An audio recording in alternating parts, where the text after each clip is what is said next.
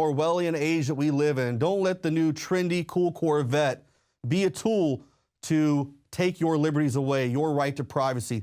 I'm Joe Biggs with INFOWARS.com.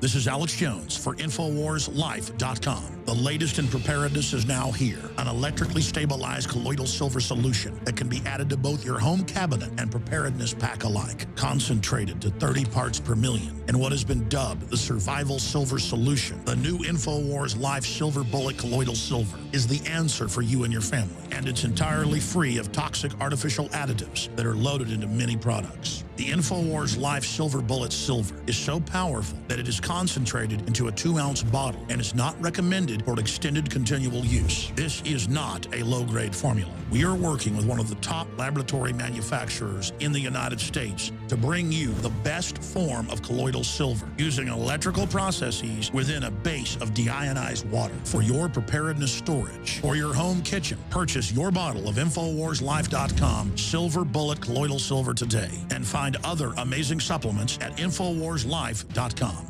Introducing the first proprietary oxygen-based intestinal cleanser, OxyPowder, backed by FDA-approved phase 1, 2, and 3 clinical trials.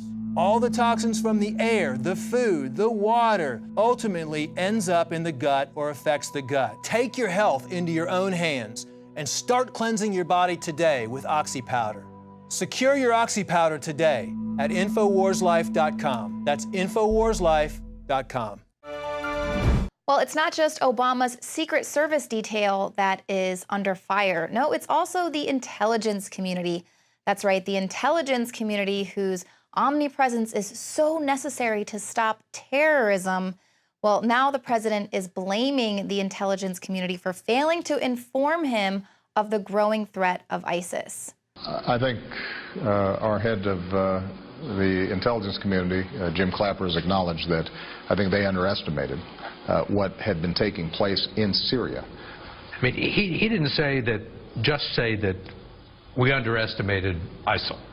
He said we overestimated the ability and the will of our allies, the Iraqi army. That's absolutely true.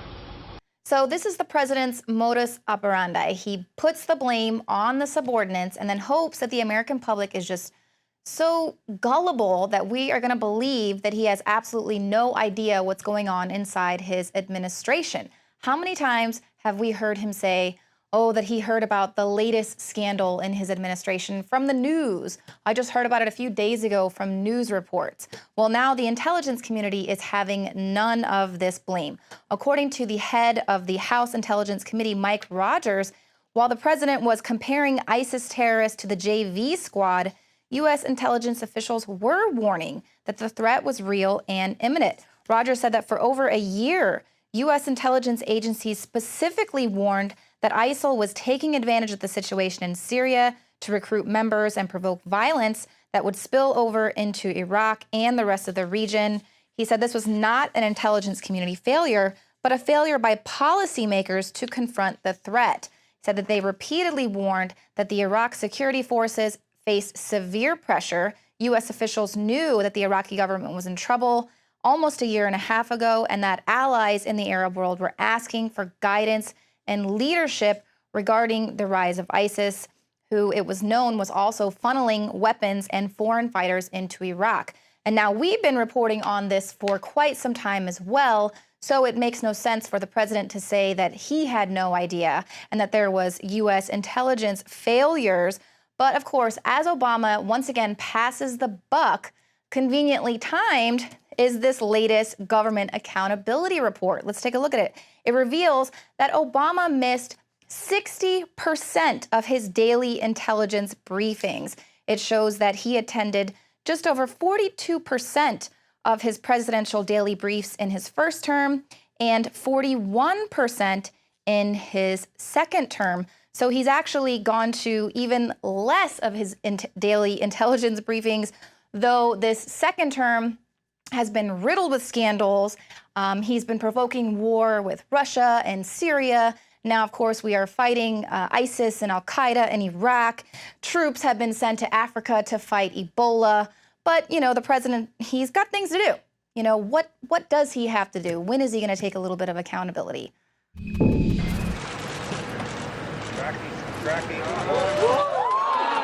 Golf addict, President Obama doesn't care that you know he played roughly 800 hours of golf on about 200 golf trips since he was crowned imperial bankster puppet in 2009. With the stock market bubble about to burst, civil unrest, a third of the country unemployed and eating from the taxpayer trough, disease, ISIS, drug cartels on our borders and inside our country. Nope, President Obama only shows up to work, according to the Daily Caller, 700 times.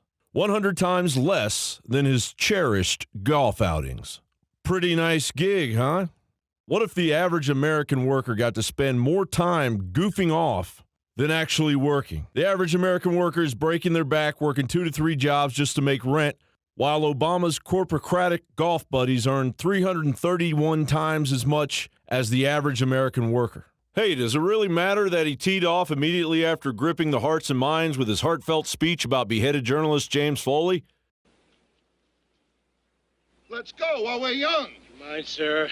Trying to tee off? Why should he be bothered with briefings on ISIS from intelligence since 2012 when he has a tee time to catch? There is no doubt that their advance, their movement over the last several months has been more rapid than the intelligence estimates and I think the expectations of policymakers. Well, ISIS isn't that big a deal. They're only threatening to cross our borders and take over America. But who am I or you to criticize the president? What difference at this point does it make? He's literally surrounded by incompetence. You know, I've been there for hundreds of fence jumpers, and they never make it even close. You know, we have dogs. There's multiple layers of security. There was a failure here. His hooker-crazed Secret Service can't even keep one man out of the White House. But that will probably roll out as another excuse for them not to do their job. As we all cower in fear whether or not Obama's life is safe, another question comes to mind. Is America safe under Obama? Obama has decimated the friggin' Constitution. So I don't give a damn, because if he doesn't follow the Constitution, we don't have to. John Bound, INFOWARS.com.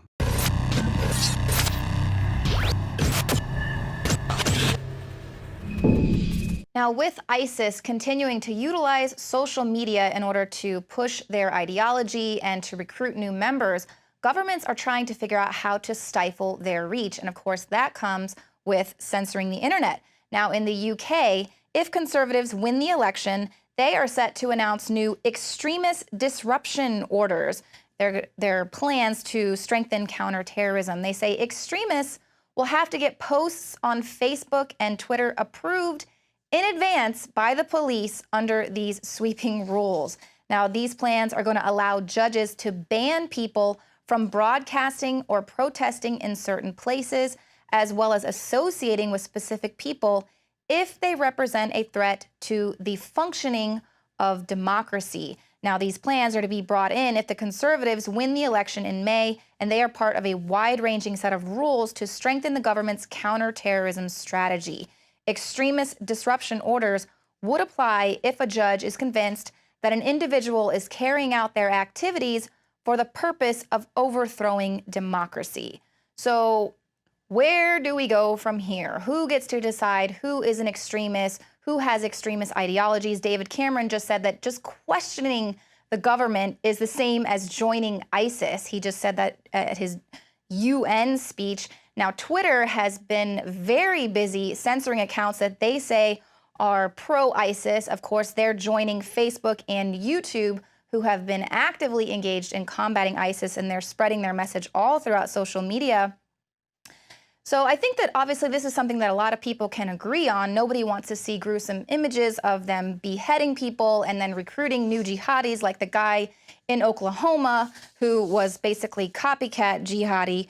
But now, basically, in the name of terrorism, they're saying anyone who has any conflicting views of democracy has to get permission to post things. And people are basically asking them to censor the internet, all because of ISIS and what ISIS is doing and spreading the message. Now we're basically asking for the internet kill switch. It's the old, they hate us for our freedom, so let's just go ahead and give them up. Now, if you want to know what this looks like, just take a look at what's happening in Hong Kong. They are having huge protests there, calling for democracy and political reform. Thousands of residents have taken to the streets to fight for this. So, of course, the government there sees these protests as a threat and needs to shut them down and censor them lest they cause a ripple effect throughout the rest of China. Now, we already know that the Chinese government maintains very strict controls over what can be seen on the internet and social media. They have a firewall that extends to Facebook, Twitter, YouTube. Google is rarely accessible. But Hong Kong typically does not fall under these same restrictions. Well, now any news articles, social media posts, and images about Hong Kong's pro-democracy protests are being heavily censored behind China's notorious firewall.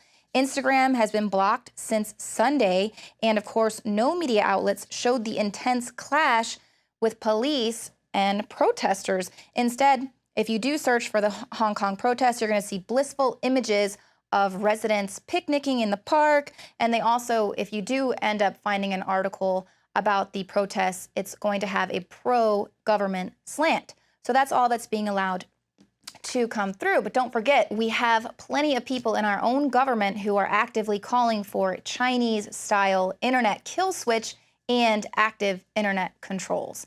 So take advantage of the open internet while you can. Become a Prison Planet subscriber and share all of this forbidden information with your family and friends. As always, you can share your username and password with up to 11 people at the same time. That is 11 people out there that are fighting the info war. And as always, you help support this operation. Thanks for tuning into the show tonight. We'll see you here tomorrow at 7 p.m. Central.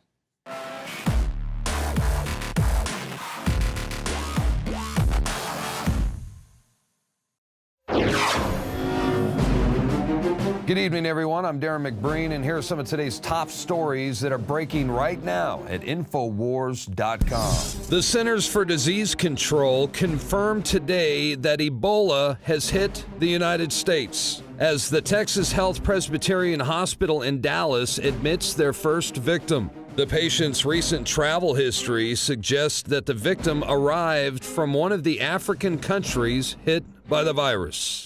The Reverend Al Sharpton may pick the next Attorney General. The former coke dealer and government informant is reportedly engaged in immediate conversations with the White House to negotiate a successor to Eric Holder.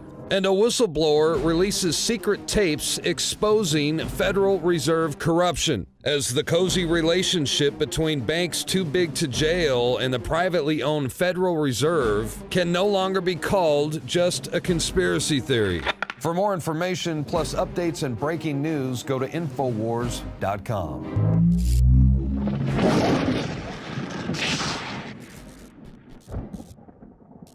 I began to get into iodine a few years ago because it was helping me and my family so much get healthy and detoxify. I believe our research is conclusive. This is the best iodine out there. And I know this for a fact. Nobody else has got iodine based on these pure crystals, ladies and gentlemen. For a limited time, experience the ancient power of Survival Shield X2. Take advantage of this unprecedented 30% off Super Detox Special at InfoWarsLife.com. You are watching the InfoWars Nightly News, which airs 7 p.m. Central at InfoWarsNews.com. Members can share their passcodes with up to 11 other people, and your support is helping us defend liberty worldwide.